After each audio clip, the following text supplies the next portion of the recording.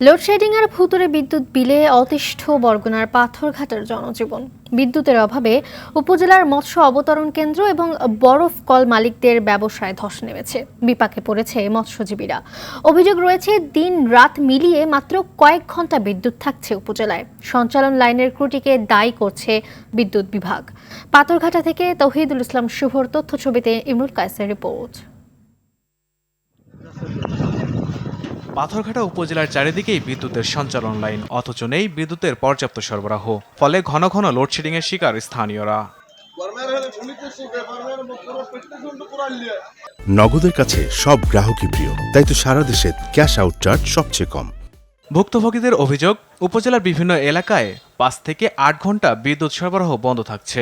সঞ্চালন লাইনের সংস্কার, লো ভোল্টেজ সহ বিভিন্ন কারণ দেখিয়ে বিদ্যুৎ বন্ধ রাখা হচ্ছে।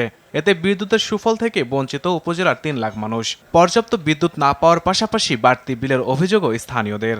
রাত্রের বেলা ঘুমের কষ্ট হইতে আছে, বাচ্চা কাচ্চা নিয়ে খুব কষ্ট পাইতে আছে, কারণে থাকে না ঘন্টা বাই ঘন্টা। কারণ দিয়ে তো আমাদের কোনো উপকার আসে না, কারণ ফ্রিজে মাছ মাংস সবকিছুই নষ্ট হয়ে যায়। গত মাসে আমার বাসায় 800 টাকা 1000 টাকা বিল দিতাম, হঠাৎ করে এই মাসে আমার বিল হয়েছে 3900 টাকা, অর্থাৎ 4 গুণ বেশি বিল হয়েছে। আমার ফ্রিজ নষ্ট হয়েছে, এসি নষ্ট হয়েছে। শুধু বসতবাড়ি নয়, উপজেলার মৎস্য অবতরণ কেন্দ্র, বরফকল সহ বিভিন্ন ব্যবসা প্রতিষ্ঠানে বিদ্যুতের অভাবে লোকসান গুনতে হচ্ছে। গেছে কালকে সকাল 9টা বাজে কারেন্ট গেছে, আসছে সন্ধ্যা 7:30 বাজে, আজকে আবার 7:30 বাজে গেছে, এখন পর্যন্ত বিদ্যুৎ আর আসে নাই। মিল চললেও বিদ্যুৎ বিল, না চললেও বিদ্যুৎ বিল। বিদ্যুৎ বিল তার ওখানে ঠিক আছে, ফিগার মানে সর্বসময় আপ হইতে থাকে, বাড়তে থাকে। বিদ্যুতের জন্য আমাদের সকল ব্যবসা বাণিজ্য বন্ধ হয়ে যাওয়ার অবস্থা হয়েছে।